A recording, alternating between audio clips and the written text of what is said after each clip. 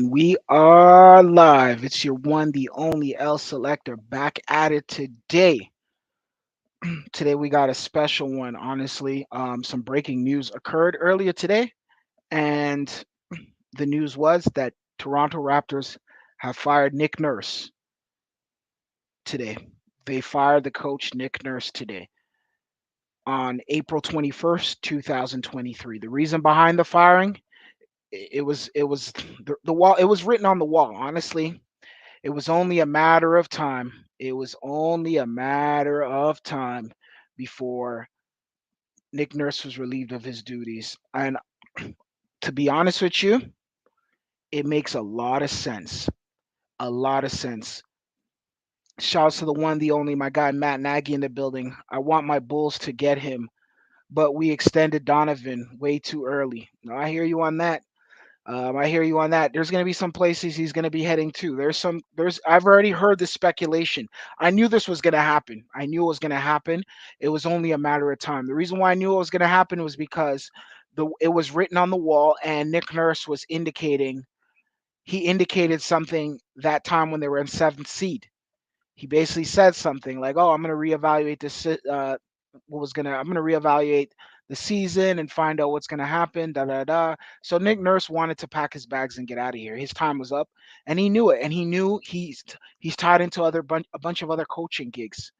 There's other teams that are interested in his services. And honestly, at this point, the Raptors did what they had to do. They did what was in their best interest. You get what I'm saying? And Masai Ujiri understood that too. This team was a treadmill team. Salute to my guy, and I mean Ricky Ricardo. He once said it, it's a treadmill team. He said that's exactly what they were, and that's what I seen from them. They were a treadmill team. They were going nowhere fast. I had dropped the video about that and how they were going nowhere, absolutely nowhere with the lineup they have. They have a lot of issues at this team. What this team has a lot of issues. There's only two players that are still under contract for next the upcoming season that have like guaranteed whatever. There's other guys under contract, but their futures are coming. Their futures is at stake. But there's only two guys that are settled in, and that is Pascal Siakam and the one, the only Scotty Barnes. And those are the only two guys that I still believe personally have a bright future with at least some sort of a future with the Toronto Raptors. And honestly, that's just my take on it. You see what I'm saying? That's my take on it, straight up and down. You already know what it is. Salute to my guys in the building here. Salute to Matt Nagy. He relied less on his bench than Monty Williams does. No, I agree. He wasn't using his bench, and that was his Achilles heel. Masai Ujiri said they had conversations with him. I'm going to be playing what Masai Ujiri said. I'm going to be breaking it down. I'm going to be going through it, and we're gonna talk about what led up to this moment right here, because this is a moment that personally I think had to happen. And this is something that I knew was going to happen. And it wasn't like I was asking or calling for a guy to lose his job, because that's not how I get down. I don't wish on no one to lose their job.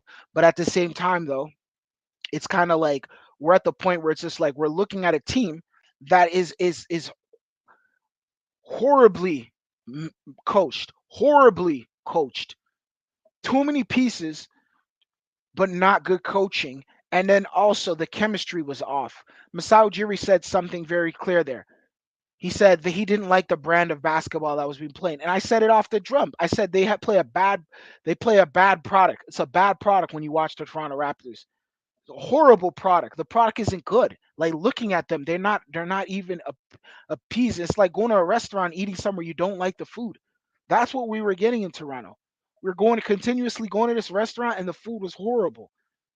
It's a couple of nights where I was like, oh, it was a little bit of a spin, but overall it was trash. And that's basically what the Toronto Raptors was getting with Nick Nurse.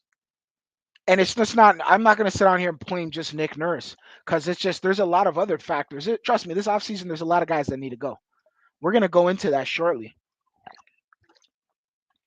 We'll definitely go into that shortly. Yo, salute to the one, the only Omari Wave. Check out his channel as well if you haven't seen his channel. His channel is very great. Steve Nash, thoughts? Um, That's an intriguing one. That's an intriguing one. That's an intriguing one. I still felt like personally, I thought Nick Steve Nash didn't get his fair share in Brooklyn. I thought, Kyrie Irving and was running amok over this guy. Wouldn't let him really coach the way he needed to coach. I think that's a. We're gonna be talking about potential coaches very soon. Go Leafs, go! Salute to my guys. Salute to my guy over there, bro. Louis, bro. Shouts to my guy Louis, bro. Honestly, Matt Nagy, Kawhi won the chip, not Nick Nurse. I agree. I agree. I said it all the whole time. I said he rode Kawhi Leonard because I started to realize, and people don't realize that he ran with Dwayne Casey's playbook. And this isn't a shot at him because he did win us a championship, and I still respect the hell out of him for that. But he ran with Dwayne Casey's playbook. People were killing Dwayne Casey. Toronto people are bandwagoners, so they won't crucify the guy who's at the fold at the beginning. They won't sit down here and point out the guy's flaws. They'll look for everything good to say about him. They bypass all they bypass all the nonsense. You know, how many guys were saying Nick Nurse is this savant and this great coach and his boxing one, and I called it crap. You know when I realized it was straight crap was when they got into the bubble. And then I started looking at his coaching style, and I was just like, no, this guy's coaching he's coaching scared. He's coaching very conservative, to say the least. I don't like the way he's coaching. So that was year two. That was year two. I didn't like how he was coaching, and I called it from the jump. I said, yo, this guy's not coaching good. And and I started noticing certain things. How we didn't have a bench mob no more. Raptors from 2013 all the way to 2019. We had a bench mob. Dwayne Casey created a bench mob where you have a bunch of guys who come off the bench and score like 60, 50 points a night off the bench. So that was gone. Or Nick Nurse was there. Okay, cool. Nick Nurse was a G League coach. He did all that. He worked his way up. He hardworking guy. I'm not gonna give him. He coaches. He's a basketball junkie. You know what I mean? He's a basketball junkie. He can also play basketball as well too. So you already know. But at the same time, it's kind of like he was very scared to use the bench. He was running guys 40 minutes a pot a night, 38, 40, 39. Guys weren't getting playing time off the bench. Benching guys. Get that, and Masai Jerry pointed out, we're going to play that soon. Um, yo, thoughts on bringing the old Celtics coach? Yo, that's a good one. That's a good one. He's a respected man as far as the encore goes. People are upset about him. A lot of women hate him. A lot of women, like, I'm gonna say some names like what's her name over there on ESPN? I forgot the girl's name. The light skinned girl, light skinned black girl. But she hates him. What's her name? Whatever her I forgot even forgot her name. But she hates him. A lot of women don't like him. Some women don't care about him. But the reality is this. I don't care what anyone says. Listen, I'm not the moral police. I'm not gonna sit on here and say, oh, he committed adultery and I don't care about that because at the end of the day, your favorite player, your favorite player does the same thing. There's several guys on the 2019 Raptors that were doing that we know of. There's several guys on the 2013 Raptors that were doing that. There's several guys on the '03 Raptors that were doing that. There's several guys on the 2016 Raptor team that were on that timeline. There's several guys, your favorite players in the NBA. Your favorite, the greatest player, the guys who say maybe the greatest player of all time, quote unquote, was on that tip. That's the NBA culture for you. That's the NBA for you. That's sports for you. That's grown man stuff. Even in the business world, doesn't matter where world, political world. The mayor of Toronto got caught slipping. You know what I mean, guys? It happens to men. It happens to the best of us. Like at the end of the day, like I'm not sitting on here and telling guys to be on that tip on that timeline, but at the same time, I don't care for that. At the end of the day, all I care about is who's gonna get us the championship, and that's all I think about. I don't think about nothing else. I don't think about Eastern Conference final. No, I'm thinking about championship. That's all I care about. I don't care damn near who gets us. And if this guy can get us that, he got it. He got the Celtics to a championship. Why can't he get us to a championship? On paper, we have talented, very talented players. We just don't have good chemistry. We don't have guys who know their role at this point. But once we figure that out, we should be a good team. Yo, Masai lost the Trent Powell trade, and that trade has also kind of been overrated. Yeah, I agree. I think we should have kept Norman Powell in hindsight when you think about it. I think Norm should have been a guy. Norm is a part of our freaking our development. Like I don't know why he's not here. Norm should be here. Y'all better not have a female assistant staff member if y'all have if y'all hire him. Yo, you might. No, I see what you're saying, yo. Honestly, and that's a problem. That's a thing. This is what happens. It happens in the workforce. It happens all these environments. I'm sure Ime will learn from that, but at the same time, it's just like the best thing is Ime not be fucking Ime. The best thing for Ime is just learn from that and keep it pushing. But at the thing is, when you bring male and the female dynamic into the workplace and they're close, things are gonna happen, bro. Things are gonna happen. That's a problem with the NBA. They don't see it. Sports, they don't see it, but it happens all the time. You don't think guys are? You already hear stories of guys banging out the cheerleaders and stuff like that. Like it happens in sports. That's gonna happen, and just in professional setting, corporate world, regular work field, doesn't matter. You can work from minimum wage to the highest salary positions. It doesn't matter where you are. It's gonna happen every environment. That's just human nature for you. You see what I'm saying? But at the same time, though, I still fire him. I still want him. I think we need to get him. So yo, anyways, I'm gonna break down this thing right here. We're gonna go and look at what Masai Ujiri had to say and his take on the whole entire situation. You see what I'm saying? Like, like his take on the whole entire situation, and because we were waiting for his presser. We were waiting for his presser. We were waiting to hear what he has to say. I was waiting diligently and patiently to see what Masai Ujiri's response would be to the Nick Nurse, and not even just Nick Nurse, but just the end of the year wrap up because he didn't speak. So he waited till the Friday. Him and Nick Nurse had some words. He got Nick Nurse got fired. He relieved him of his duties, and here we are today. So let's go right into it. All right. Philly would be dangerous if they fired Doc Rivers and get Nick Nurse. I agree. I agree. I can see what you're saying on that standpoint. So we're gonna go right into this. Honestly, guys, fair use for all my YouTube heads out here. We're gonna be going into this right now. Hi, everybody. Thanks for being here, and thanks for the. Give me 1 second. We're gonna go right into this. Okay, give me 1 second. All right. We're gonna go right into this. I'm not even gonna play. I'm gonna go straight into this bad boy right here. Okay. Let's get into it. Fair use. Patience the last few Fair days. use. Okay.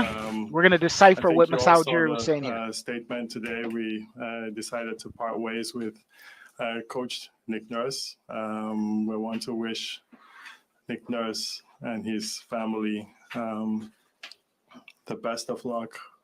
Thank him for everything he's done. I agree. We need to thank Nick Nurse for everything he's done because what Nick Nurse was able to do was he was able to get us a championship. And the fact that he was able to get us a championship is a testament to the Raptors and even some people say Kawhi, but Nick still coached Kawhi. He managed the minutes and he figured out a strategy on how to get this done. So thank you, Nick Nurse. Thank you for your services.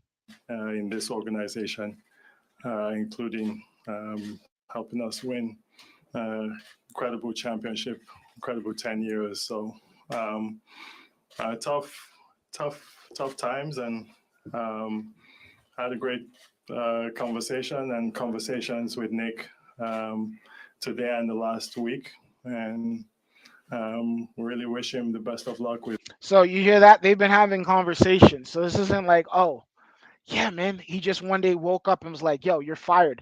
They've been talking about this and the rumble's been on the wall. For you guys don't know, they've been talking for a while. They've been having Masao Jury's like, yo, you got to start using some of the young guys. You got to start using Delano. You got to start using Precious. You got to start using, see what they can do. Give us some different looks. Like, kind of see what we can do. Let's cook up something. We have 82 games. Why are you being so conservative for? And this is where we lead to today. With his family. What is there one thing that kept you to this point? It's a good question, Doug. I think that game the last year summed up like what has gone on in this organization, the feel, the spirit of who we really are. Um, it's it's been very disappointing for us, and we want to gain our momentum back as a team. I agree. I agree 100% with Masai Ujiri. Definitely, we definitely need to gain our momentum as a team. Our momentum is horrendous right now. Like we look horrible. I've been saying it the whole entire season. Bad product. We look bad. It's low IQ basketball, shot chucking, stupid decision making. Guys are in front of the rim trying to shoot it out to the 3 point line instead of open net right in front of the net, and they'll be passing it out. That's not how you play basketball. That's not attack the rack. Just stupidity. A lot of poor decision making. Simple as that. And I'm not a fan of that. I'm not too fond of the decision making that's going on right now. Team, togetherness, all the things that I think culture we have stood for here, I think we lacked this year. Did you see that eroding over time, or did it just sort of pop up in the last month of this season? Well, you could see it throughout the year. Like there was never that full excitement. There was never that full spirit. There was never that feel of like togetherness. I agree. There was never feel of togetherness. Yo, honestly, throughout the whole entire season, these guys look like I was hearing that there was cliques going on. Certain guys weren't messing with certain guys in the locker room. Certain guys were trying to be presidents and kingpins in the locker room, and you know what I mean. And just, dude, it was just horrible. So guys were complaining. Guys were, oh my god. Guys were no chemistry, no shot makers, no identity. This team had no identity. This team had none at all. None at all. No identity. Shot chucking, competing, but then losing. They couldn't beat anyone. The reality is they couldn't beat anyone. They could win two games in a row, and then they go on a freaking losing streak. Team was horrendous, man. Honestly, Masai Ujiri is straight on. He's seeing exactly what I was seeing. I couldn't even cover this team at the rate I wanted to because I'll be cheating myself. And even got to a point I even burned out looking at this team. I was like, "This is come on, man. What is this, man? This is not Raptors." I was watching 2013 going all the way to 2019. Come on, man. Even 2020 we were all right. Like, come on, man. I started a channel because of this 2019 situation. I said enough is enough. Nobody's really covering the Raptors at the level that they should be covering it at, or not at the level, but at this. They're not seeing things the way I'm seeing things, and the way our teams are seeing things, and the way the Raptors guys are seeing things. This is a channel for the Raptors. It's a Raptors channel. You see what I'm saying? Specifically, only Raptors we cover. We don't cover any. We cover boxing, and that's about it. But as far as that goes, Raptors. Like, you know what I mean? And it was just like, okay, like, come on, man. Well, let's get into this. We all saw it. You all saw it. It's not something we're making up here. We win two, and then all of a sudden, like it goes another way. You seem like you're gaining, and then it goes another way. Bingo. We gain and then we go another way. Just like I stated, we gain and we go another way. Exactly. He sees everything. We're all seeing the same thing. Don't listen to all these fake Raptor channels sit down here and trying to hype things up and talk good about guys. They're not talking basketball. They're not telling you what they're seeing. They're not really telling you, yo, even just because you win doesn't mean you're a good team. Just because you win some games and you're in the playoff doesn't mean there's still horrible teams in the playoffs. There's still some teams where it's just like, yo, they're playing some bad IQ. They'll do certain things to win. They may go the extra mile, but at the same time, still horrible basketball. And the Raptors were displaying horrible basketball throughout the whole entire season. And I called it out from the jump. Way and it's not one person or one finger to point, and there's no pointing a finger at Nick. I have to take responsibility for this too, and as a leader of this organization, I will always do that. But it's it it wasn't us. Yeah, this year wasn't us. I think everybody saw that. I agree. It wasn't us at all, man. And I've been saying that from the jump. And I'm happy to see that our El Presidente, Mr. Masai Ujiri, came in there and he's putting his foot, you know what I mean? He slammed the table and he said, enough. It's time to get back to business. Let's get back to work here. It's time to get, you know what I mean, a new everything. I need to see some new stuff going on over here. I don't like the team. I don't like what I'm looking at. I don't like this team right now. 500 team get bounced in the freaking play-in game. We didn't even make the playoffs technically, and we got bounced in the play-in. Let's get right into it. So why did you, when you say you point to the way things kind of unfolded this year, and I mean the team was very inconsistent. Often inconsistency often comes when a roster is kind of challenged. It doesn't have the qualities it needed, and you can make the argument Nick did a really good job finding ways to be competitive given some of the shortcomings with the roster. So how did you deal with that in your conversations with Nick, and why did you decide it was a new coach that was needed versus replenishing the roster? I think changes are going to be made on all fronts, and we're going to address that with the team. We saw how different players on our team would rise, would do well, but we never did it like collectively. And I agree. Bingo, bingo, bingo, bingo, bingo, bingo, bingo, bingo. We never did it collectively. People forget basketball is a team sport. So in basketball, you have 5 players on a team and then you have a bench. Depending on how many guys are out there on a normal night, there should be what, 12, maybe some teams might get 15 guys or whatever. But at the same time, you got to have a bench come in there and be able to come in there and play their role and contribute as well. You have certain guys who are shining, like Fred Van Fleet, who takes a huge percentage of the shooting and a huge percentage of the field goal percentage of our team. And then you have other guys who don't even get that much looks. What is that all about? You have guys we don't even facilitate. We don't have we the only facilitator we have on this team is Delano Banton. And Delano Banton, when he plays, he shows brilliancy. You start seeing flashes of him, and then he gets taken out, and then he gets sent to the G League. And then it's like, okay, he's in the G League, and then they put in some other guy named Jeff Doughty or whatever, and I'm like, why are you putting him in here? He's not a part of our future. We got to get guys who are gonna let's start messing around. Let's actually championship teams have guys who have defined roles, and they all play that role.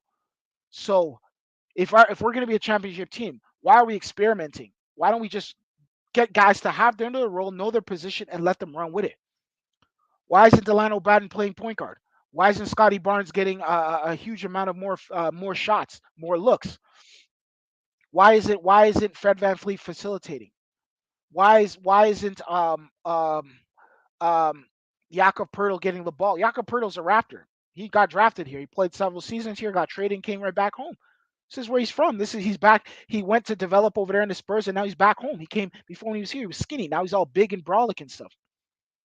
Like, come on, man. Like, what are we doing, man? um, maybe that could be fit. Maybe that could be sometimes system, sometimes role orientation, sometimes accountability. All the things that we think we're going to really look at. In how our roster is built, but we believe in the players we have, and whether it's tweaks or major changes, we're definitely going to look at everything. Masai, And I agree with that. We got to look at everything. We got to make sure that we get certain guys up in here and certain guys out of here. We got to figure out what's what, because there's too many guys over here that do the same thing, and it's like nobody really has an identity on this team. And that's the one thing I preach is the identification. Our team has no ID. We have no ID, and we need to build that back up again. what are some of the qualities and characteristics you're looking in for Nick's replacement?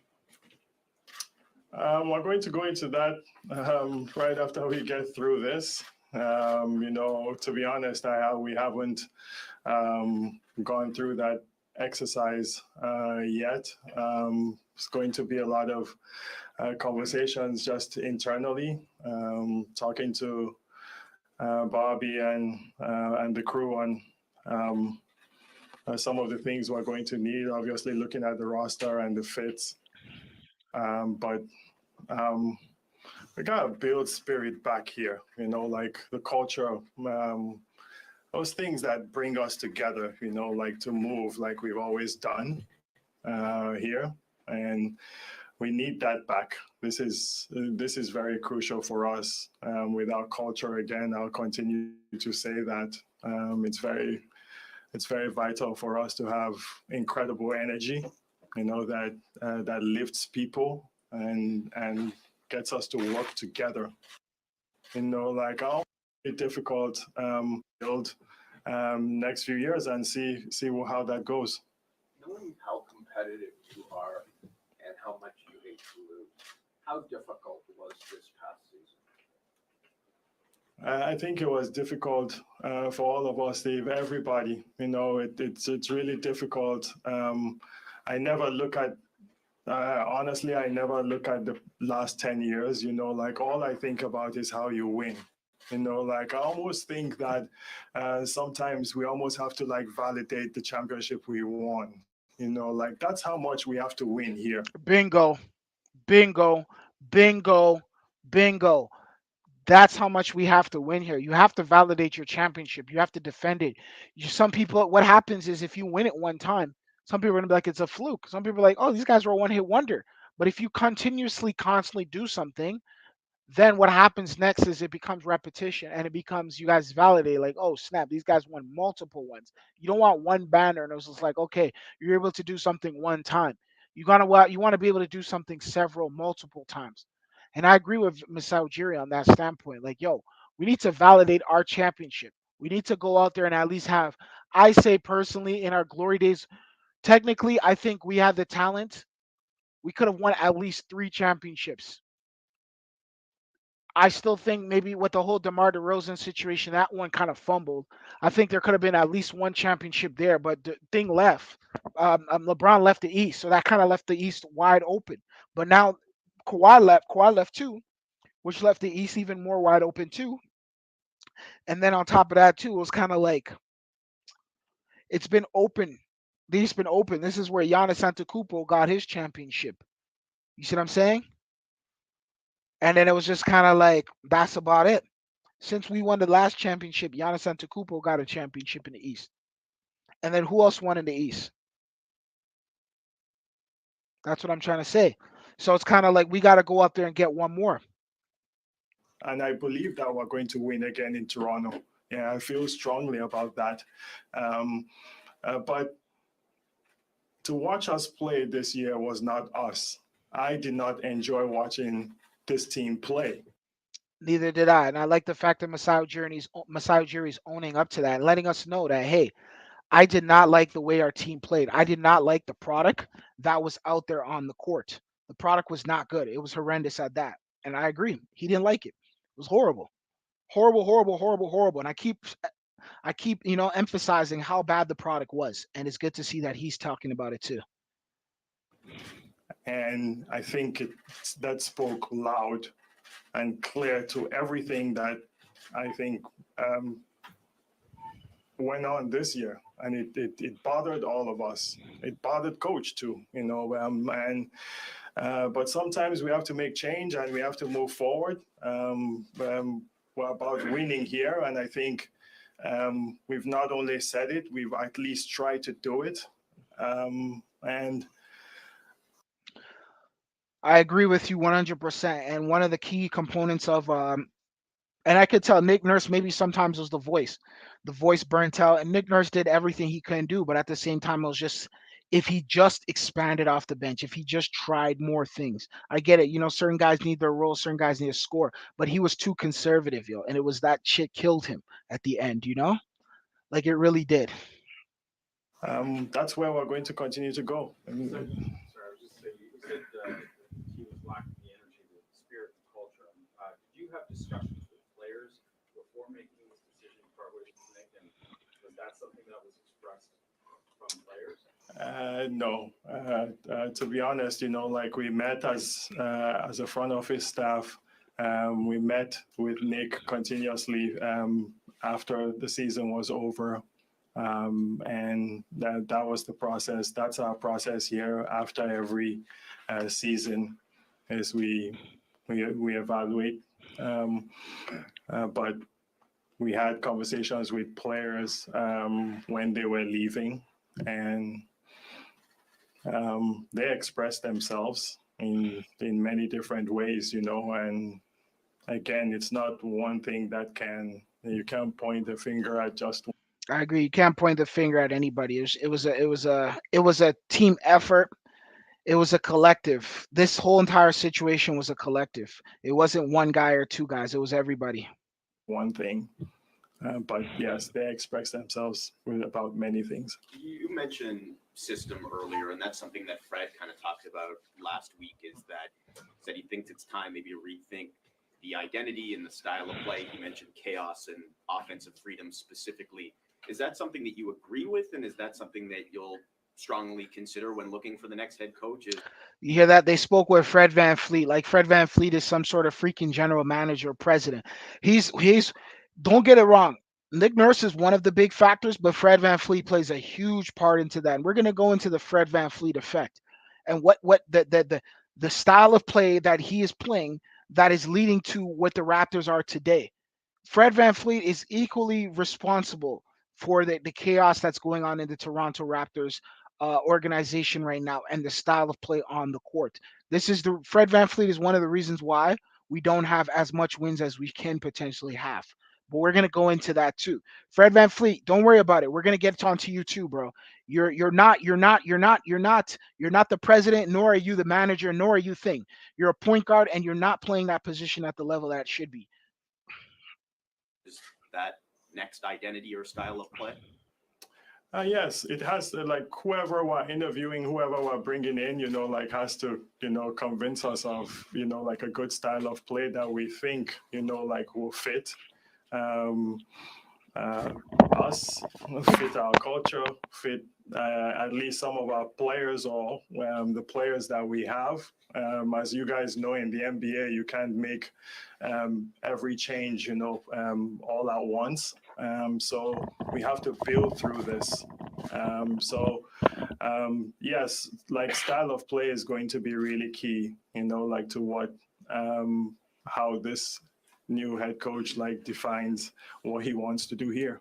Do you expect any of the next front row assistants back, or is this going to be wholesale thing? We're making big changes, but I'm sure Bobby will have conversations. I'll have conversations with some of with the staff, and we go from there. Masai, at the trade deadline, you mentioned that the team was playing. Do you hear what he said? We're gonna have big changes. So this isn't the end. This is just the beginning. There's a lot of people that are gonna be out of this building by July. There's gonna be a whole new staff. So people be ready for that because Masai Ujiri is not playing, yo. He's ready to make these changes. And I'm ready to look at him. I'm ready. I'm ready. I'm open. I'm open. But I don't want to just see changes at personnel, but I want to see changes in the actual as far as uniforms as well go. I want to see new guys up in here. I want to see some different looks. Selfish, and we're hoping that Yak would help address some of that with his style of play. Over those final 25 games or so, what encouraged you? What were your expectations? How did things play out? In Yak, I know a lot of people questioned, like what we were trying to do With the Jakob Pertl situation, I'm gonna go in there first. I'm gonna tell you guys straight up and down, it was a perfect decision. I like the way I like Jakob Pertl. I like the look he brings for the team. That's something that we're missing, and we need him. It's just up to the coach to get and have a facilitator give him the looks that he needs. Jakob Pertl, they're letting him get. They're not looking for him. The easy buckets. Jakob Pertl could be scoring at least 16, 17, 18 a night, every night, 20 points a night. He could be one of those kind of guys. He give us 20 a night. But the problem is they're not giving him those looks. Give him those looks. He'll get those points for you. Jakob Pertl's a good pickup. Salute to Masai.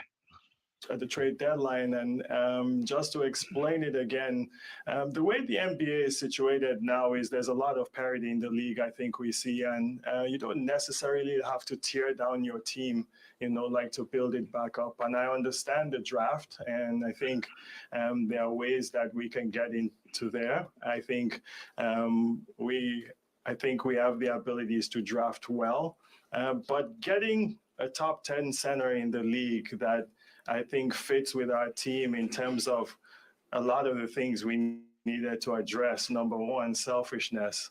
Like number two, I think Jakob has a lot of high basketball IQ, a pass first center, and I call players like that a championship piece, because you can put him on any of the teams now, maybe except the ones that have great centers, but you can put a player like that on that team, and he fits in like right away, and we have to figure out some other parts, but that caliber of a player to me, like is worth us paying attention to.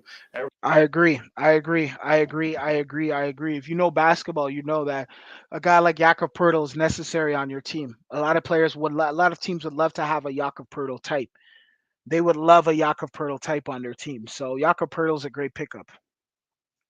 Everybody always says, like, oh, why don't you have a center? Why don't you have a center? Why don't you have a center for a long time? And it's just finding the right one, like finding the ones that one that can fit and can play. And at least we found a piece there that hopefully, as we build these pieces together, can amount to that.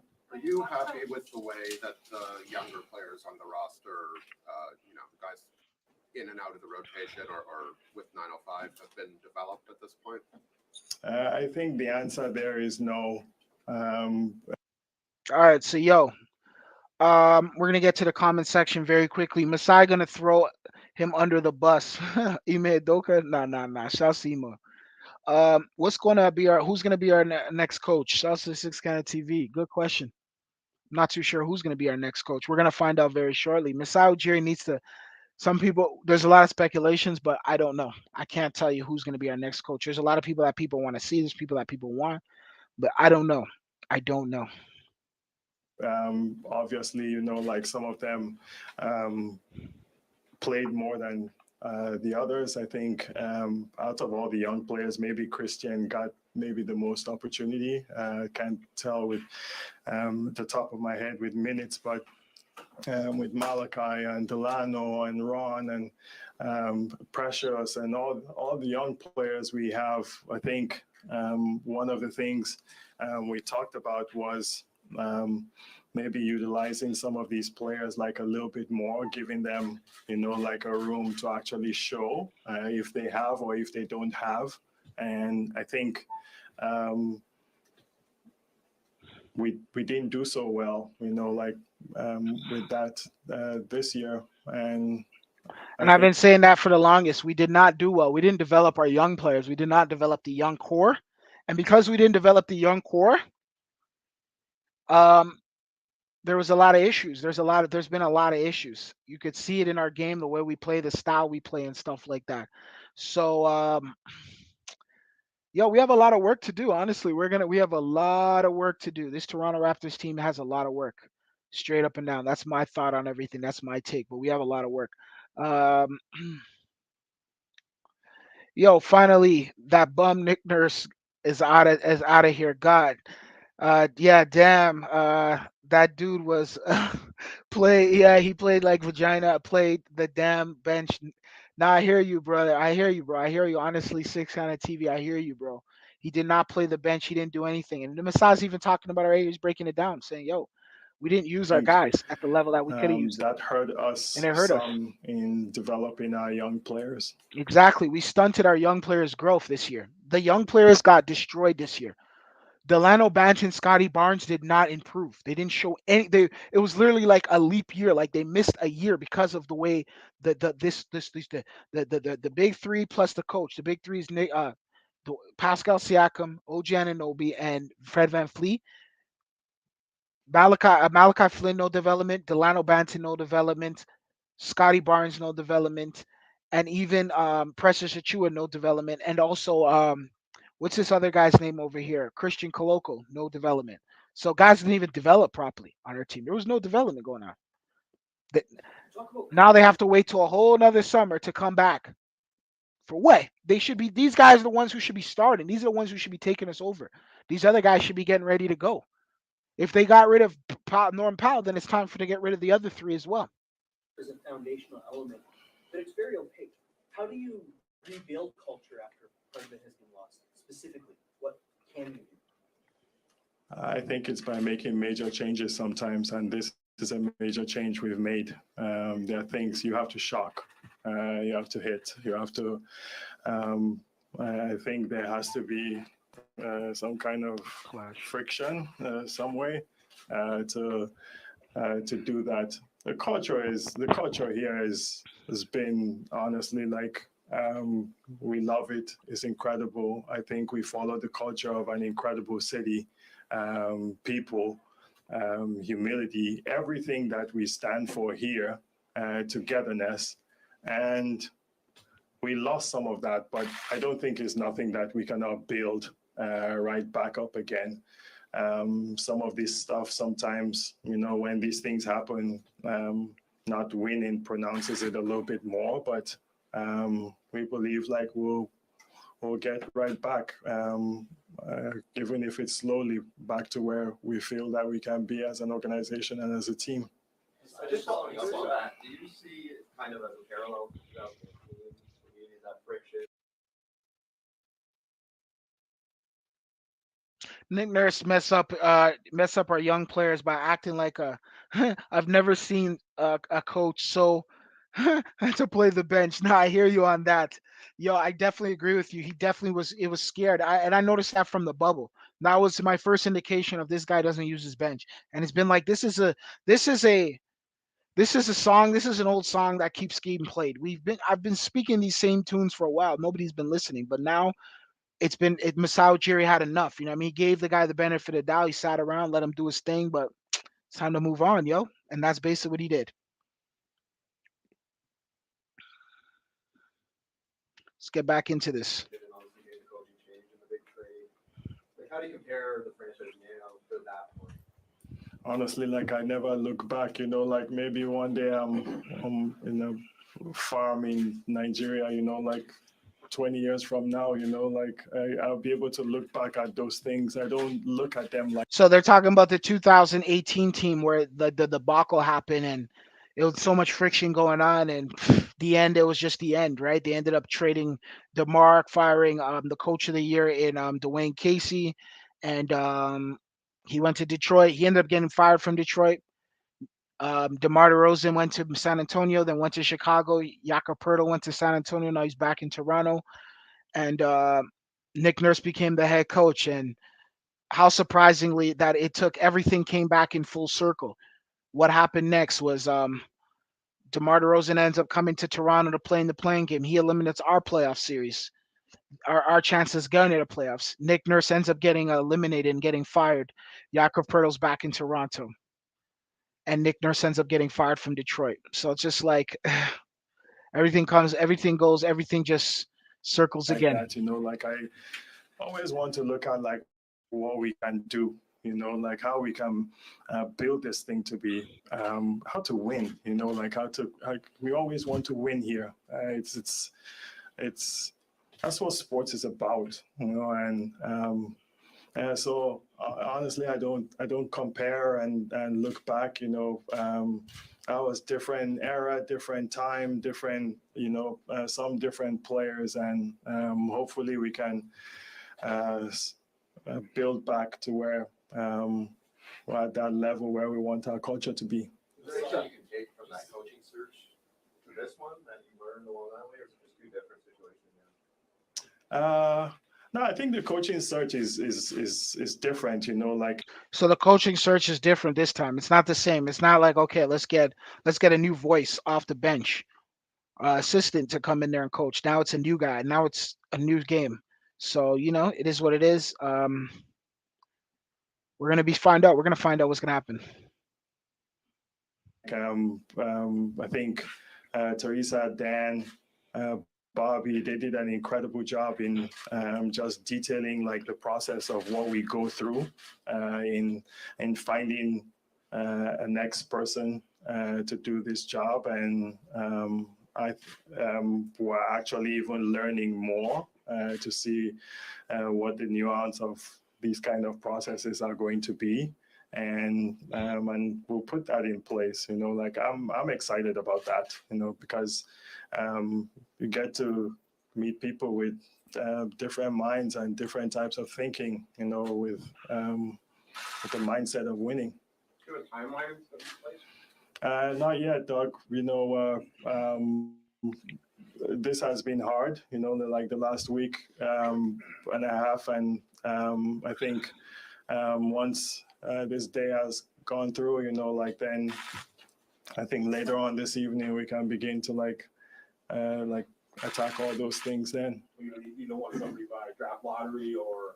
I think having somebody by the draft will make sense for us. I think So they're gonna hire somebody by the draft. So the draft's coming up. When's the draft? NBA draft day. Let's find out the day of the draft. So that's the day that they should have somebody. 2023 NBA draft is June 22nd. So they should have somebody by that date. Projected top pick Victor Wembanyama is officially declared for the draft today. So everything comes in full circle, and they should have a draft pick by that day or a coach by that day, and we'll see what they do during the draft. So have mark that day on your calendars. that would make sense for us to have to go into that with a head coach. There's an old expression that you win a championship and you walk together for the rest of your lives. And you do what? You walk together or stand together for the rest of your lives. Yes. I've heard that in many sports. Yes.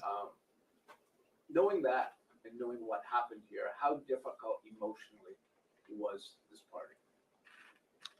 Very. So you say you look at everything, looking for other major changes. Player-wise, are there any untouchables, players you want to keep building with? You know how difficult it is. I just saw Nick. We met this morning. And when you see him and he says, "Good luck with those guys," that's tough.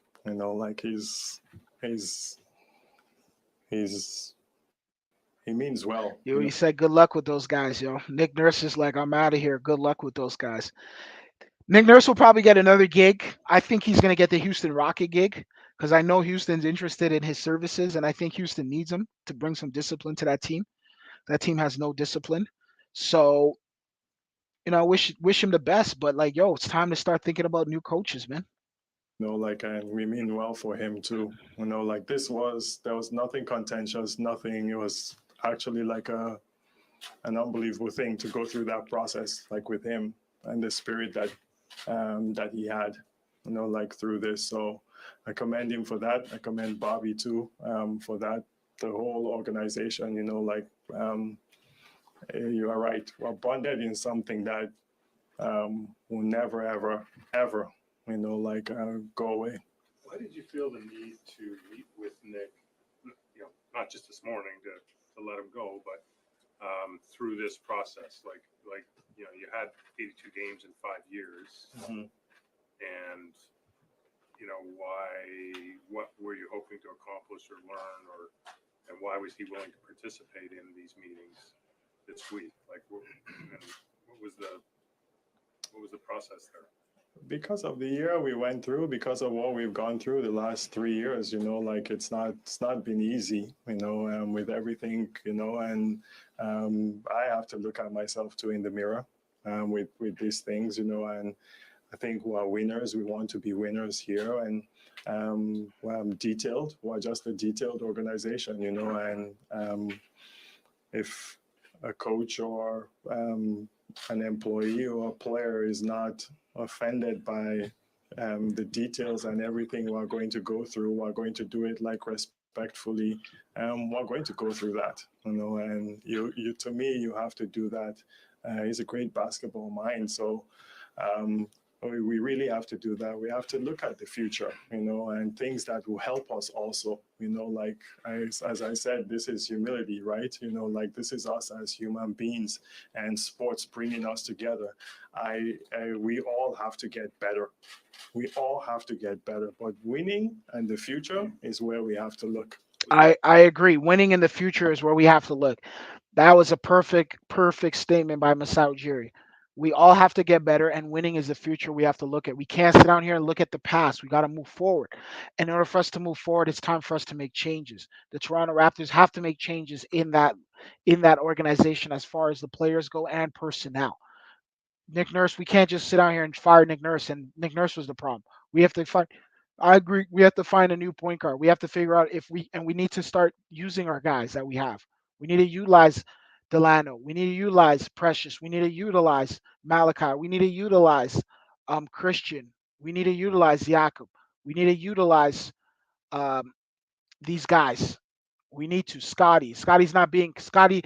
I thought they use only Scotty 40% of his capability. I thought Scotty Barnes still has like 60% left of his capability. That's not even been seen. He has so much untapped potential. If Scotty can go into the gym and they can get the right training, not I'm not talking about just training, but the right masters to teach him certain things to add to his arsenal, he'll be the best player in the NBA. You see what I'm saying? Straight up and down. The possibility in those conversations, the conclusion could have been, uh, you know, it's more of a roster issue or a scheme issue. Are we going to address either of those things? And if so, let's continue. Like, was that on the table at all? The decision has been made. I know now, but Yes. I'm saying as you're going through it, Yes, everything or was was. it inevitable it was going to end with him being fired? No, everything was on the table. Everything was on the table. Just going back to spirit and culture for a quick second, when Nick made those comments in Philly pregame, what kind of shift did you see, or how that impacts spirit and culture? Because I know you talked about like the city and the fans, that you saw there was an impact there, and it clearly was brought up to your team a lot. How did you see it kind of impacted there? Yeah, to me, I think I'd lose my mind if I had to talk to you guys every day. Seriously. I agree, straight up. That media is a joke. That media is a joke, man. I don't know how he does it. Salute to Masai, because that media is a joke. They have favorites, and they have got people they like, the people they don't like, and they just play a lot of politics, the Toronto media, especially against Scotty Barnes and certain guys, and they Fred Van Fleet, and it seems like the guys they play politics the most with is Fred Van Fleet and Scotty Barnes and Masai, and it's just like, I don't know, they're scared to ask questions. They I'm stuttering here, but what they're doing is they're not covering the Raptors at the level and at the rate they can be covering it at. There's certain things that they're just not mentioning that need to be mentioned. Seriously, I'd lose my mind. You know what George Carr used to tell me? He said, I'm going to make 6 mistakes every year. 6. So you have to give me 6 mistakes. Okay? And he'd make 1, he'd make 2. He'd always tell me about it, so I think, maybe possibly like Nick made a mistake that day, I didn't use it in this whole process at all. And for me, the timing was not great, but honestly, when losing things, I don't like just a little bit of experience that we have, I'm not gonna use that against like Nick, so I think he knows that it was a mistake, and we all moved on from it. Masai, you talked a lot about how the culture shifted this year, but do you know why it shifted? Do you have a theory?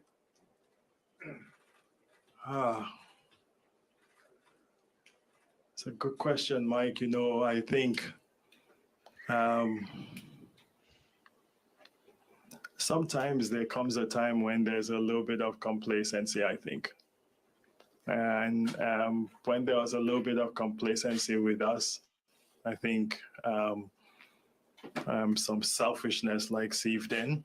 I think sometimes people mention contracts too, but I personally don't think contract is an issue, because I think historically here, the players know that we've taken care of the players here. There's been barely any players that's kind of what we do. We like continuity here. So I didn't see where that was an issue, but some people would say accolades and all the different things that players can get or what they are gunning for. But yeah, selfishness, I think I mentioned it before, and I think the players know that. They know. I think did that happen because of the system or different things that we did, or was it them individually? again, I'm not going to point fingers now. I just want to know how we are going to do better. And whoever wants to do better, whoever wants to play the right way, whoever wants to win, is going to come with us. Yes, that's what I like to hear. Whoever wants to win is going to come with us. And that's what the Raptors need to do. We got to find a winner out here. We can't have these loser guys and these wannabes and all this fake pretender stuff. We need somebody who can go out there, get us a chip, coach us up into a chip, coach the guys up, at least coach the guys up to get in the chip. Let the front office do the trading and all the other stuff to get the players. But we got to get the chip. We got to get the right coach in here and the right personnel as far as the players go. Like clockwork, your name has been associated with some openings. Your intention is still to stay in Toronto and lead this coaching search and be here for a while? Until you guys kick me out, I'm going to be right here with you guys. How tough was it to balance this season? Just the different directions this team could have gone. Obviously, at the trade deadline, there was a million rumors around this team. Just mentally, how hard were those conversations to kind of navigate, not only this season, but sort of the future of the franchise? Yeah, I think with where the NBA is, again, I mentioned like parity.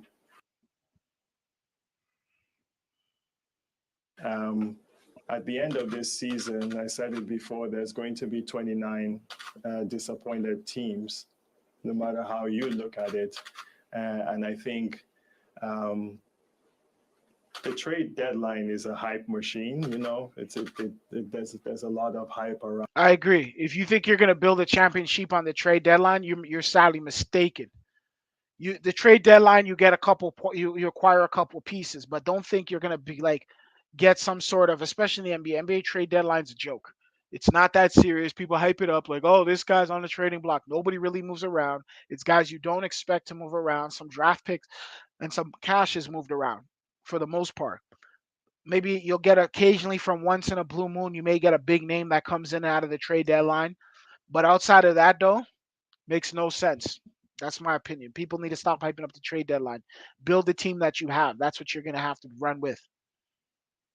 Around it, and I don't know that I'll say you can make long-term decisions unless you have, you're deciding to go like just one direction or break down your team.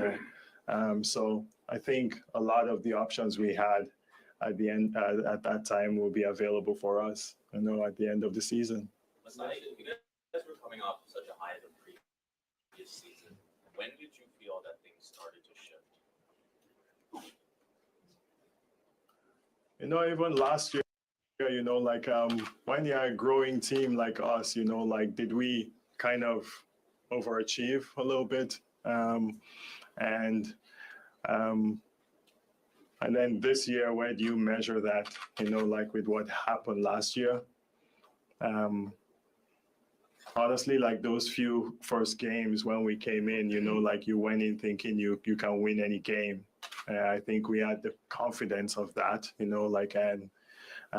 right around the New Orleans game and the Brooklyn game, I think it just something there, just didn't seem right, to be honest, and it started. You hear that? His spider senses started tingling. He started putting two and two together. He's like, nah, this team ain't going to do it. That's basically what he's telling us.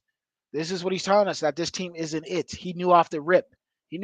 But he just sat down there patiently, waited, let them at least finish off the season, give him an opportunity to finish off. Don't fire him midway. And then he realized that, this team is not doing it. And there needs to be changes. And I agree. There needs to be changes. And he did the right thing. Salute to Masai Ujiri for that. It started, Doug, you remember. Yeah, I know. Grange, you remember. You were there. And there's something there that did not seem right at all. And from there it started taking a turn. But when you play the team, you're in a season, you hope, you want to do, you want to do better. You see signs, but yeah, it just was tough from there. Given the way that this season has gone, just with all the ups and downs, obviously been a really trying season. What would you say about Fred and Pascal, especially those guys' leadership throughout this season? I think they've been good. I think they've been good. I think Fred struggled the first half of the season. I think his body got right. See, He this got is where I disagree with him. He says Fred, he likes Fred. You see, this is what I'm hearing. They like Fred a lot, but I don't. Fred doesn't work on this team. Fred does not work on this team. The style of Fred Van plays is just not. It's not. It doesn't work for this team. He takes up too much shots. This team is not. If he thinks that he could bring a new coach in here and have Fred Van come over here and try to run this team, you must be mistaken, Masai Ujiri. Masai Ujiri, you got to pull the plug on Fred Van If you don't, you're gonna start to hear rumblings about you being fired. You can't miss two playoff seasons in a row. They're gonna start hearing rumbles about you being fired. People are gonna start questioning you. You're gonna have to be. So this is where you're gonna. Yo, if I were you, bro, start looking around, bro. Honestly, Masai, start looking around for other guys. Start looking around. Start thinking about developing Banton and distribution for Banton and having him distribute the ball, and start get rid of Fred and start looking at Scotty and start pushing Scotty. Start pushing Scotty. Get him in the gym with guys like Hakeem Olajuwon and all these other guys. Get him in the gym with these guys so they can teach him how to play inside and outside. Because he has potential, but he doesn't have any moves. He doesn't have no like real moves. He's just all raw. He's too raw. But you see it there though. right. I always say it, when Fred's body is right, he's right. And he Fred is not right. He shoots the ball too much. He has low IQ, and on top of that, he doesn't know how to facilitate the ball. He doesn't know how to find an open man. He can't. He doesn't know when to pass. He doesn't know when to shoot. He chucks the ball too much. He doesn't make anyone better but himself. That's the reality of things of Fred Van Nobody's better on playing under Fred Van Kyle Lowry made him better. He didn't make anybody else. He hasn't made anyone else better. All he does is yap his mouth, and giving advice and all this stuff. But who's he made better? Who's he made great? I'm still waiting. He did well. I think Pascal had an All-Star season, All NBA, hopefully All NBA season, and we just have to figure out how all of that fits. With our team, going forward. But yeah, those guys, have been good for our club, and they bring us that experience of what we've gone through before. You had talked before the season that your hope and intention was to have Fred here for the long term. Has any of that changed after this season? Nothing has changed. Everybody, we're going to do the same exercise we've done, and look through everything and look at, style of play of a new coach and what makes sense and what doesn't make sense. And we go from there.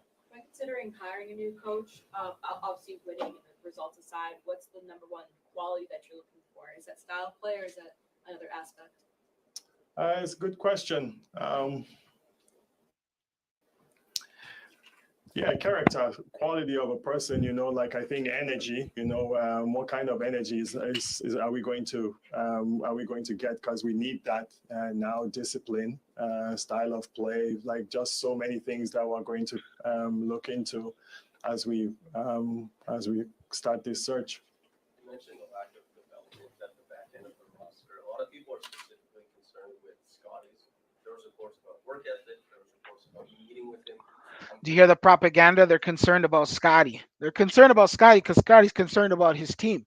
Scotty's concerned about what's going on the team there and him not getting the ball and stuff like that. There's nothing wrong with Scotty's work ethic. It's Scotty. They want Scotty to be a junkyard player. No, Scotty Barnes needs to be the premier player on the team. Fred Van is not a premier player.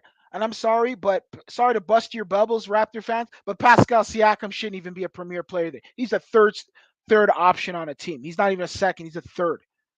Let's be real, because if the second option went down, Pascal Siakam, this is what you would be. You'd be a mediocre team having Pascal Siakam running it. So he needs to be a third option. So stop thinking that Scotty Barnes is the issue. The issue is the players on the team. They can't find him. They're not encouraging him. They're not uplifting him. They're not pushing it. They're just yapping their mouth talking about they want a championship, riding the coattails of Kawhi Leonard. Now it's time to go win your championship. I get it. You're on the team. So yes, you were a part of you won the championship. It's a team sport. But now it's as a premier player, it's time to be the one to lead your team to a championship. Kawhi led you guys. Now lead Scotty. Or if you can't lead him, then get out of his way and let him lead. organization has prioritized his development and how he's prioritized it on his own end as well? Yeah, I think we should always remember, like that Scotty is 21 years old too, and it's a baby, and yes, I understand the concerns there was about last summer, and when I think you come into the league and you're being pulled from different directions, it's sometimes tough. I remember being with him here, and him crying to me that he didn't want to go to the to the NBA finals, because they had to go do something, and there's so many things, so many pulls, and but I think Scotty understands the discipline. Scotty understands his talent. Scotty understands, what's at stake. And I think you started to see that growth and that change, a little bit over the course of the season. And I think he grew a lot this season. I realized a lot this season. You guys have to understand too that Scotty is from the COVID year, and jumping into this is different. Thank you. I agree. Cut Scotty Barnes some slack. Leave the guy. Leave. Stop putting all the pressure on Scotty. Scotty is not even. He's not even on my radar as far as pressure goes. None of those young guys, I don't talk about. None of them, I don't say nothing negative about them. They all played. Scotty Barnes, when Scotty, when Fred Van Fleet went down, Scotty Barnes played a lot more. You started to see the team gel. The minute Fred Van Fleet came back, the shot chucking came, the inconsistency came, and that's basically what happened. So I don't even fault Scotty Barnes. Salute to Scotty Barnes, though. This is new to his life, and I think there's going to be a lot of adjustments, like he's going to do this summer and how he comes back, in the future for the Raptors. Masai, you may not be able to answer this, but the amount of time you spent with Nick this past week and a half, did you ever get the sense that he was ready to move or ready to go? I never looked at it that way. Honestly, I didn't pay attention. I didn't pay that any attention, or look for that. Yeah. Masai, you mentioned a need for self-reflection. I'm curious, in your personal process, what changes do you think you can make to improve this team? Yeah, many things. Look at the roster, maybe in a different way. I think we have to figure out shooting on this roster in some kind of way. We have to figure out who fits and who doesn't fit. I think on the overall, maybe manage people better. I agree. You got to learn how to manage people better. Clear up the egos, clear up the nonsense. Start talking to certain guys the right way. Start coaching guys better, man. Start actually putting guys out there and building their confidence. The only way you could build confidence is actually, if you're not doing something, you're just watching it. How are you going to build confidence to actually go in there? I don't care what anyone says. You need hands-on experience. You need to actually be in the. You can't sit down here and monitor a freaking war that's going on, and then all of a sudden step inside the war and then try to know what's going on. The only way you'll know what's going on is you have to make trial and error. You have to make mistakes. Toronto Raptors did not give these guys enough opportunities to make mistakes. And when they made mistakes, they started to blame deflect on certain players, the younger guys, and left the older guys alone. Well, the older guys are the extension of the younger guys. So the reality is the older guys are and then the older guys are an extension of management. So management is to blame for a lot of the nonsense that's going on in Toronto. Let's be real. Let's keep it 100 with you guys. Let's. I'm not blaming Scotty Barnes. He's not even in my radar. Salute to Scotty. I like Scotty. And maybe see things a little bit deeper. Because when we hire people, I let them do their jobs. That's been a strength of ours. The last 10 years here, but I'll pay attention now, to be a little bit more. At Media Day, you said that, OG's not a kid anymore, that he's got to show that he's one of the leaders big season for him. How proud were you of the season he had? Leading the league in steals and potentially making an all-defensive team. I think he grew, more importantly, like as a person, when we met with him in his, I don't like to call them exit interviews because exit interviews are like old now, we just meet with these guys and discuss. And he was very mature about it. He was definitely mature. OG Ananobi is very mature player. I still think OG. I think OG is what he is at this point. I think whatever you see from OG, that's what you're getting. OG is not going to send. OG won't turn into this super saiyan, or he won't turn into.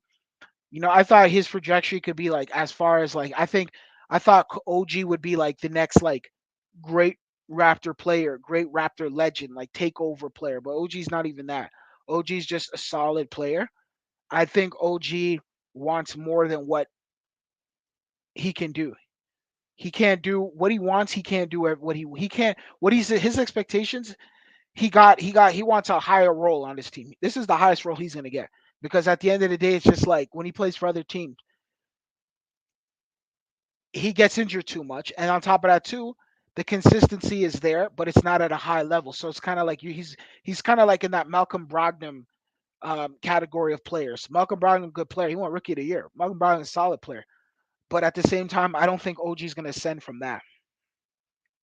Very precise, very mature, and even his interaction, with us. So you saw the growth in the season, you saw the end, and hopefully that translates into, really good team play and team chemistry because he is one of the best two-way players in the NBA, pound for pound. Masai, when it came to Jeff Down, how do you think your team handled that situation, and kind of you go through why he wasn't, included as part of that play and move through? The development of Jeff has always been. I think we played him in as many games as we can, but it just came to a time I think when we maybe ran out of games, and there was an organizational decision, to choose Will to play in those games because we needed maybe more experience if we were gonna play more. And also we knew that Jeff is part of this team. He's going to be part of this team in the future. Jeff has been here every day here, so maybe not handled the best way, but I don't know. I don't know what the hype is with Jeff Dowd. I think he's just an average player who's going to give you average things. Nothing special about him. Not sold on him. But that's a whole nother conversation. He hasn't done anything for me to be like, yo, what's up? Get Delano Banton that point guard. I think the overall view of this is Jeff is part of our future. The decision not to use Thad in the final 14 games, was that a coaching decision or an organizational decision? And was that more about basketball or the business side of it? And nothing. We don't do that. Everything is basketball here. I don't pay attention to what honestly, when I heard that, I was like, what's going on here? Coach can play anybody he wants to play, and I don't control anybody's minutes or what they do. So, when you look at most of the teams that are, kind of the bottom third of the league, including, I guess the bottom third of the league, you can kind of see what their direction is, what their plan is. Who knows who's going to execute it? How would you articulate your plan? I know you can't give us A, B, C. This is what you're going to do, but you have 3 free agents in your top 6.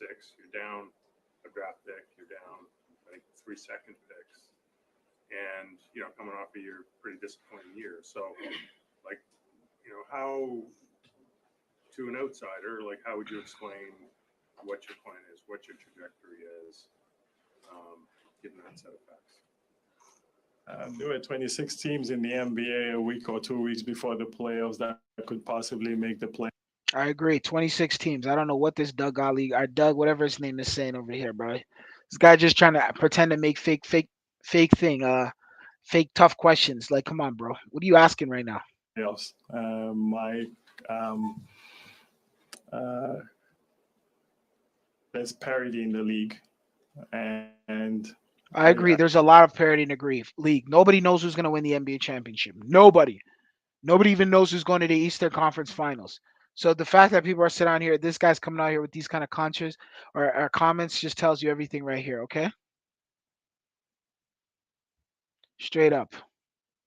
I just don't view that breaking down a team is the only way to build a team. I think when I look at the trade deadline or I look at players that we have, I think there's a lot of value.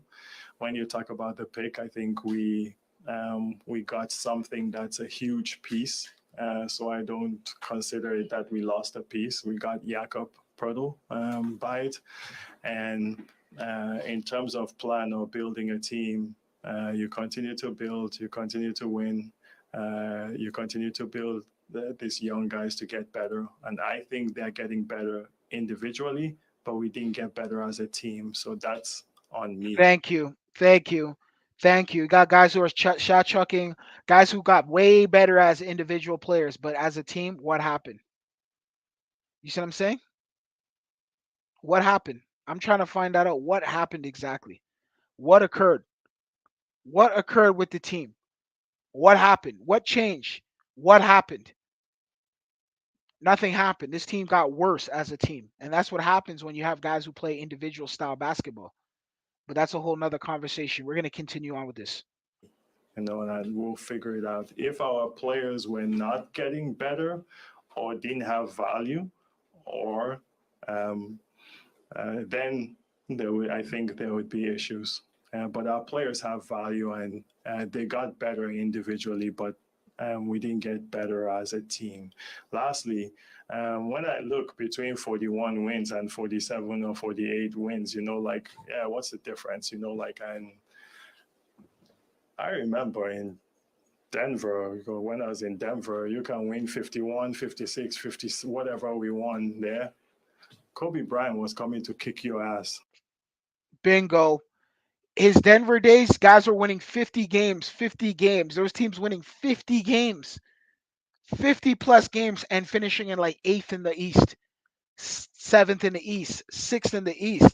And it was so competitive in the in the West. I apologize. In the Western Conference, it was so competitive, and Kobe Bryant was ready. Even if you won 50 and you were the top premier team, or you were the top tier, or you were even because it was so competitive. It was like you needed like 50 something games just to get into the playoffs. That Western Conference was ridiculous. They were killing it. They were killing it. They were all stacked over there. But Kobe Bryant came in, and Kobe Bryant was smacking all of them around. He won the championship. Masai Ujiri had those guys there when Kobe Bryant won the champ that year. He went to the Eastern Conference Finals. He took Denver to East to play Kobe Bryant in the championship when they had Chauncey Billups. When they traded Allen Iverson for Chauncey, Masai was running that team. You see what I'm saying? Masai Ujiri was running that. That was his operation right there. He was getting those players. And this is what happens. You see what I'm saying? So you guys need to realize it's not what you think it is, bro. It's not what you think it is. Like it's deeper than what you think it is, bro.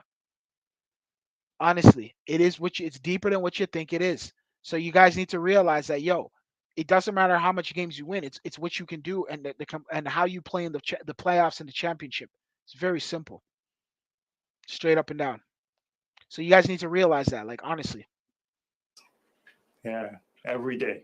You knew what the end game was.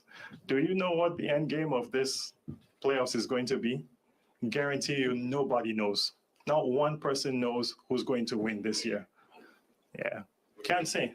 Right, but in terms of like building a more robust roster, right? Like that comes over time. It's good to have higher picks. You traded down in the draft last year.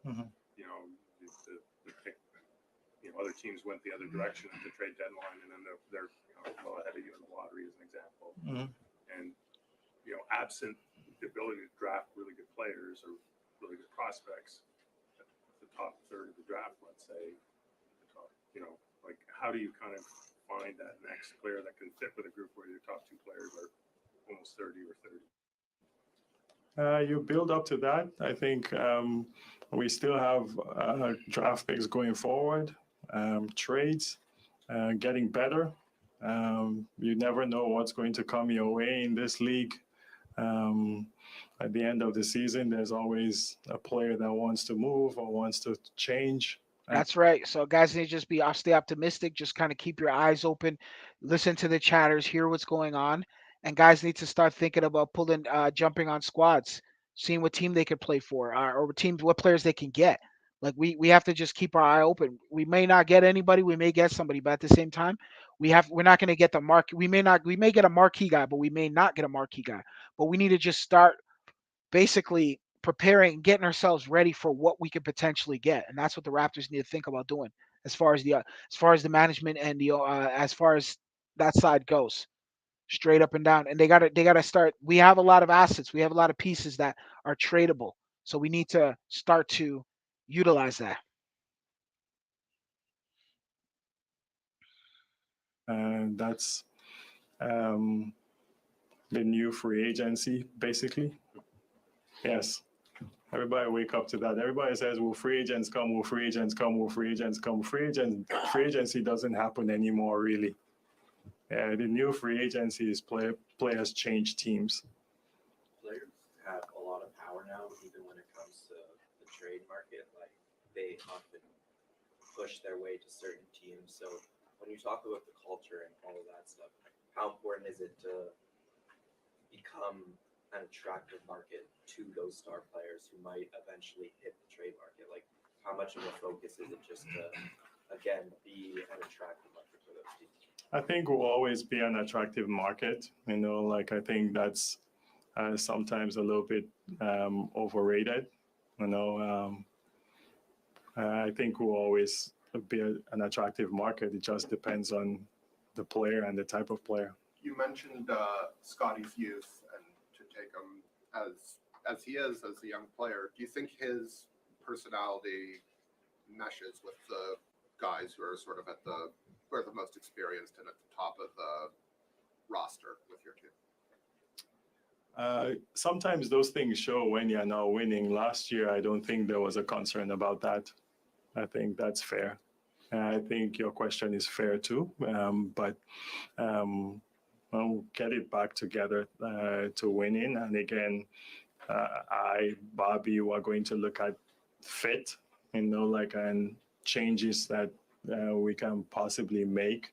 But I don't necessarily think it's like personality or character. These guys have really high character, and yes, Scotty's 21 and Pascal is 28 or whatever, but it's all playing together. When it comes to the draft, there was a few years where if somebody was selected after 20 and went on to have a great career, a lot of times that was a Toronto Raptor. You guys haven't been able to have the same amount of success on a lot of the draft picks lately. What have you learned about the league changing, the types of players you're drafting? This guy asked him, "You haven't been able to have the success of the draft picks you got lately." Is this guy freaking stupid? Didn't they just draft Scotty Barnes? Oh my goodness. Yeah, I don't think you could tell what Pascal was going to be after like 1 year or 2 years. I don't think we can tell like what Koloko is going to be yet. And I don't know that we can tell what Delano is going to be yet. That's incredible young talent, but just hasn't panned out on the court. Malachi, been up and down, but I think there's talent. It just hasn't come out yet, and we're still developing, and this takes time sometimes. And yeah, maybe we could be wrong, but we still believe in those kids as talent. Was there too much of an emphasis, or maybe hope is a better word, on internal growth going to the season as opposed to addressing some of those things, many of which you've already talked about, that were issues last year as well, from shooting to half-court offense? Like, was there too much pressure, I guess, on the guys in place to get better in those areas? Well, we've always said it's not going to be like straight line, and this is the bump in the road, these things happen, study some other teams, Boston went to the Eastern Conference Finals, and then they were a 500 team, I think. I agree. He's speaking facts. Yo, salute to my guy Six Canada TV. He says, yo, who the F is asking about the draft picks? Like, bro, Dude, whoever asked that question needs to shut the f up. What a goof. No, I agree. Honestly, I don't know why he's asking about draft picks. It's like, dude, we have draft picks. We've done well. It's just we haven't got an opportunity to develop the guys that we have right now at this present moment. As soon as my guy six kind of are pointing that out. I remember right, but these things take time, like there's no more patience in sports. But to your question, Josh, we've always emphasized that, like internal growth. This is what we've always tried to do here, and it's the same questions everybody had with, like the other guys, but sometimes it just takes time, and what if that doesn't work, guarantee you will find a way. How would you characterize your relationship with MLSE and ownership as a whole over the past few seasons? It's been great. I have no issues with anybody, and but Larry Tannenbaum, um, Merkel, Edward Rogers, everybody, um, we have a way that we do business that has worked for years, and we'll continue to do it. Larry is the chairman of the team, and I report to him, and they let me work here, and there's been no issues at all. Facts. He already said no issues. No issues at all. So he told you. It's not about that. It's just the coaching and some of the guys that we have on the court there. That's all the issue is. It's not anything else. Don't think it's some big conspiracy or something like that. Everything's going good as far as the top heads. They're all watching. We're watching just like you are watching. We're watching the same thing on the court. They're all watching too. They gave these guys an opportunity, and this is where it's come up to. So a lot of changes need to be done. Shout out to my guy Six County. He says you could tell Masai wanted to tell that dude to shut the f up. uh, his mouthpiece probably was keeping it professional though. Honestly, they're annoying.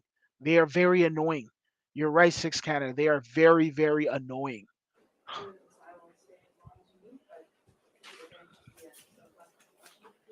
What's the status on Otto Porter Jr. and does he still figure as somebody you want to have available to you on the roster, or obviously he could have filled a need had he been healthy, but what's the situation going forward with him? He hasn't been with the team for months. Yeah, that was the beginning of another unfortunate situation. Like you get an experienced shooter, like a big player that has a great basketball IQ and could fit in with this team, but never worked out and had to have surgery. So we'll see how his surgery heals. He's in that process now, but the plan is for him to heal and be part of the roster next season. Do you see the new CBA coming in? Does that impact? Do you see yet how that might impact any of the changes or how you go forward, or is it too soon to digest what's coming?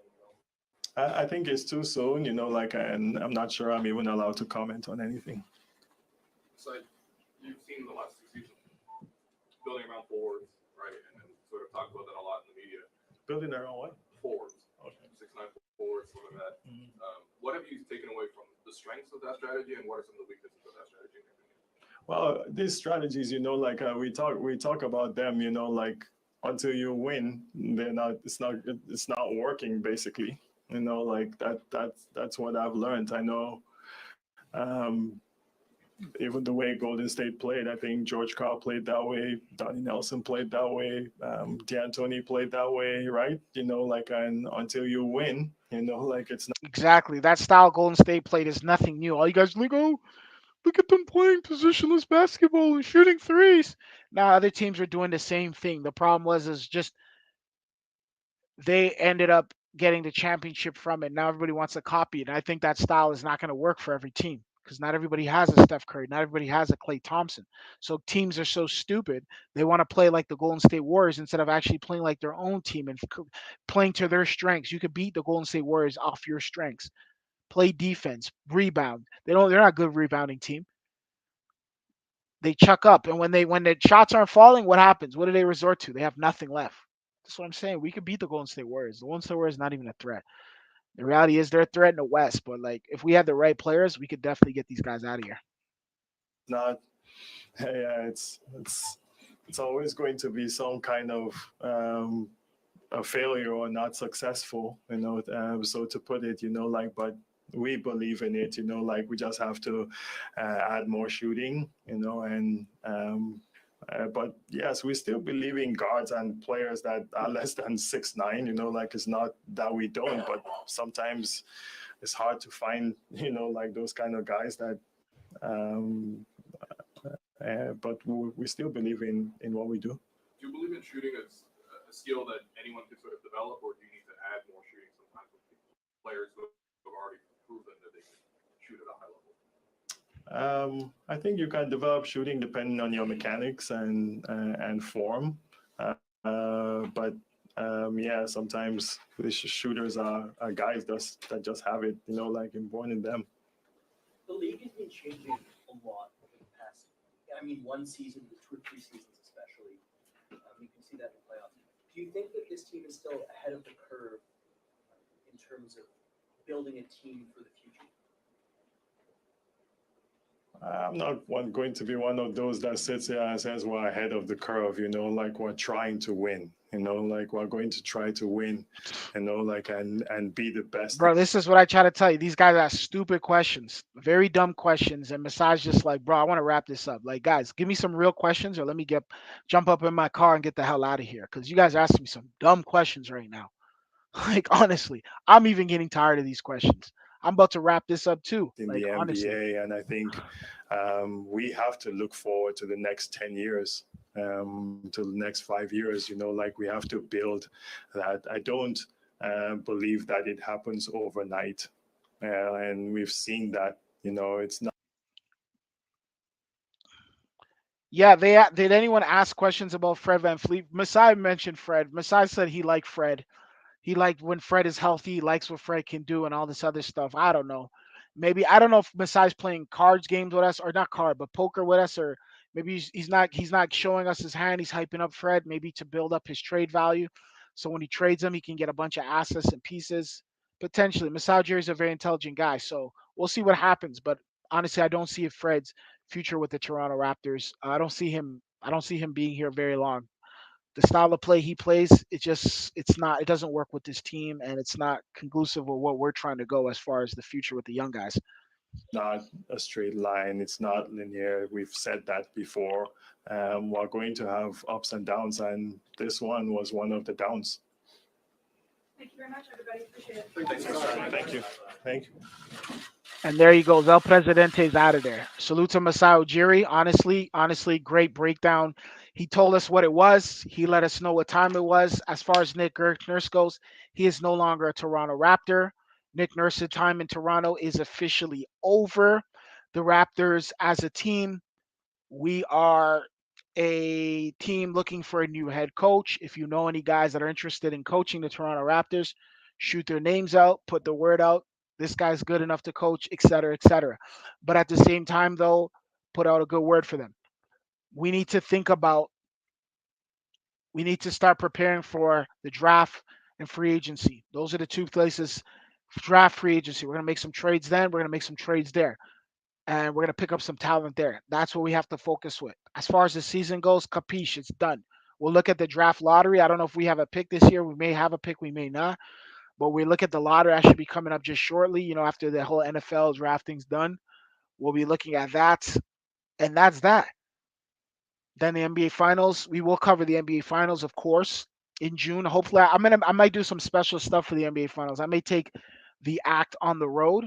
Maybe go to some of these places. Maybe we could do some stuff like cool stuff, like taking the act on the road and going to some of these bars or whatever, and just watching the finals there and live and going live there, whatever.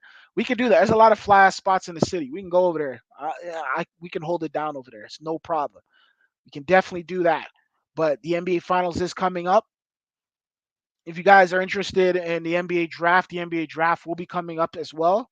We will be covering the draft as well. I don't know. Maybe I'm thinking about some clever things with the draft. The draft is on a Thursday. It's going to be in New York City on a Thursday. So we'll see what happens. But I'm looking forward to seeing this draft. There's going to be some guys that we pick up. Hopefully, we get some nice, talented players. As far as the season goes, I've heard everyone speak so far. I've heard the top tier guys speak. Everyone's done their piece. It's time for guys to get in the lab and start preparing and working on their game, getting better, getting better. That's all guys should be doing this summer. Nobody on the Toronto Raptors should sit down here and be chilling, nightclubs, bars, restaurants, chicks, etc., etc. Like it should be straight work. Because at the end of the day, we are not a team that is on is at the level where we're supposed to be at.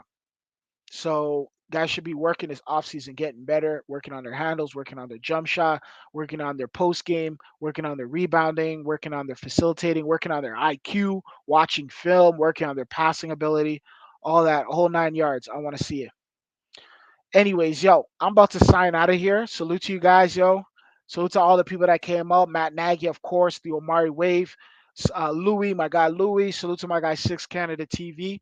Play this in the playback. Nick Nurse is no longer a Toronto Raptor. He has been fired, and we are going to be preparing for a new coaching gig. So, guys, watch out for that. We'll be as soon as we get a new coach announced, we will be going live about it. Um, Also, check out my other channel. I will be putting out content, lifestyle, L Selector, lifestyle finance. I'm going to be putting out some vlogs. I got some nice vlogs coming out. I got some stuff coming out on that channel. So I will be utilizing that channel. Check it out. I'll be talking about financing.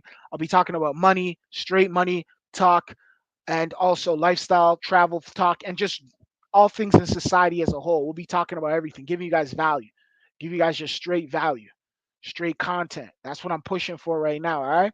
Salute to you guys. And another thing too, um, check out my boxing stuff with Ryan Garcia versus Tank Davis will be going on.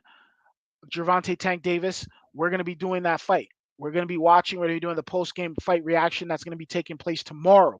So Saturday night, it's going to be going down to Las Vegas. I'm looking forward to it. I'm going to be watching that fight. I'm going to be doing a post back boxing reaction to that. Haven't done one of these in a while, so it's going to be the first one of the year, and I'm looking forward to it. So check that out as well. Share this with your friends. Put out the word for me, please. Let's get this channel going.